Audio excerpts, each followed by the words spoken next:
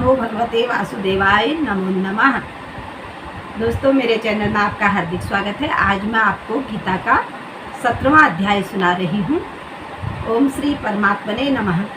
अर्जुन बोले, हे कृष्ण, जो मनुष्य शास्त्र विधि को त्याग कर श्रद्धा से युक्त हुए देवादि का पूजन करते हैं, उनकी स्थिति फिर कौन सी है?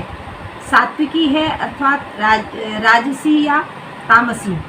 श्री भगवान बोले, मनुष्यों की वह शास्त्रीय संस्कारों से रहित केवल स्वभाव से उत्पन्न श्रद्धा सात्विकी और राजसी तथा तामसी ऐसे तीनों प्रकार के होते हैं, उसको तू मुझसे सुन। हे भारत, सभी मनुष्यों की श्रद्धा उनके अंतःकरण के अनुकूल होती है। यह पुरुष श्रद्धामय है, इसलिए जो पुरुष जैसी श्रद्धा वाला है वह स्वयं वही है। सात्विक पुरुष देवों को पूजते हैं, राजस पुरुष यक्ष और राक्षसों को तथा अन्य जो तामस पुरुष हैं प्रेत भूत गणों को पूजते हैं। जो मनुष्य शास्त्र विधि से रहित केवल मन कल्पित घोर तप को करते हैं तथा दंभ और अहंकार से युक्त कामना, आसक्ति और बल के अभिमान से भी युक्त हैं, जो शरीर रूप से स्थित भूत समुदाय को और अंतःकरण में स्थित मुझ परमात्मा को भी कृश करने वाले हैं, उस अज्ञानियों को तू आसुर स्वभाव वाला जान। भोजन भी सबको अपनी अपनी प्रकृति के अनुसार 3 प्रकार का प्रिय होता है, और वैसे ही यज्ञ तप और दान भी 3-3 प्रकार के होते हैं। उससे इस पृथक पृथक भेद को तुम मुझसे सुन। आयु, बुद्धि, बल, आरोग्य और सुख को, प्रीति को बढ़ाने वाले, रस युक्त, चिकने और स्थिर रहने वाले तथा स्वभाव से ही मन को प्रिय ऐसे आहार अर्थात भोजन करने के पदार्थ सात्विक पुरुष को प्रिय होते हैं।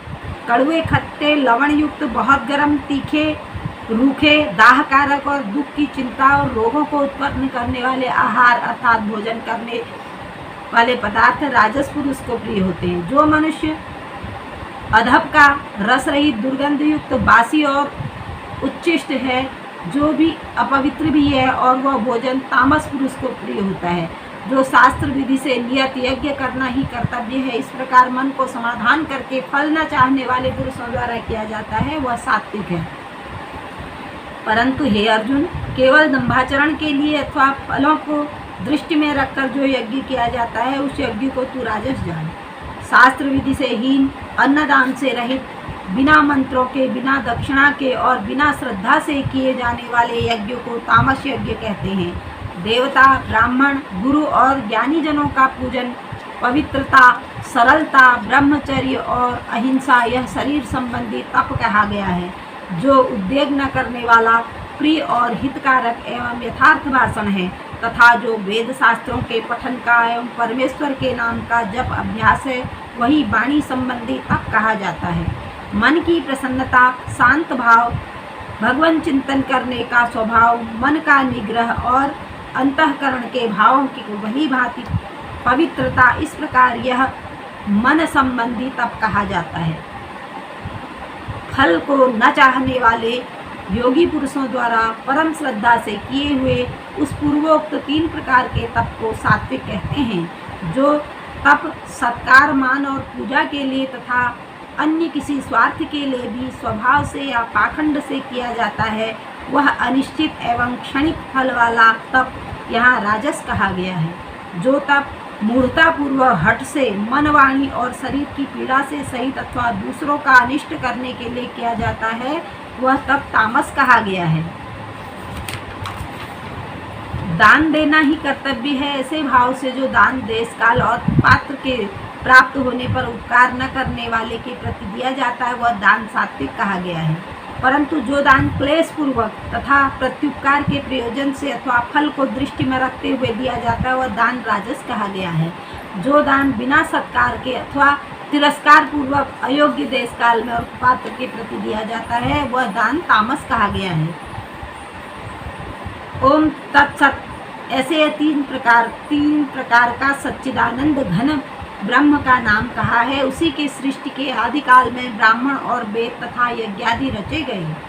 इसलिए वेद मंत्रों का उच्चारण करने वाले श्रेष्ठ पुरुषों की शास्त्र विधि से नियत यज्ञ, दान और तप रूप क्रियाएं सदा इस परमात्मा नाम को उच्चारण करके ही आरंभ होती है।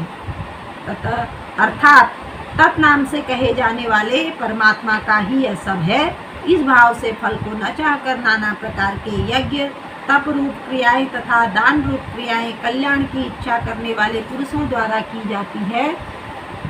सत, इस प्रकार यह परमात्मा का नाम सत्य भाव में और श्रेष्ठ भाव में प्रयोग किया जाता है तथा हे पार्थ, उत्तम कर्म में भी सत शब्द का प्रयोग किया जाता है तथा यज्ञ तप और दान में जो स्थित है वह भी सत इस प्रकार कही जाती है और उस परमात्मा के लिए किया हुआ कर्म निश्चय पूर्वक सत ऐसे कहा जाता है। हे अर्जुन, बिना श्रद्धा के किया हुआ हवन, दिया हुआ दान तथा तपा हुआ तप, जो कुछ भी किया हो शुभ कर्म है वह समस्त असत है, इस प्रकार कहा जाता है। इसलिए वह न तो इस लोक में लाभदायक है और न मरने के बाद ही। इस प्रकार से श्रीमद् भगवद गीता, उपनिषद, ब्रह्म विद्या, योग शास्त्र, श्री कृष्ण अर्जुन संवाद, श्रद्धा त्रय विभाग योग नाम 17वां अध्याय संपूर्ण हुआ। ओम श्री परमात्मने नमः। ओम नमो भगवते वासुदेवाय नमो नमः।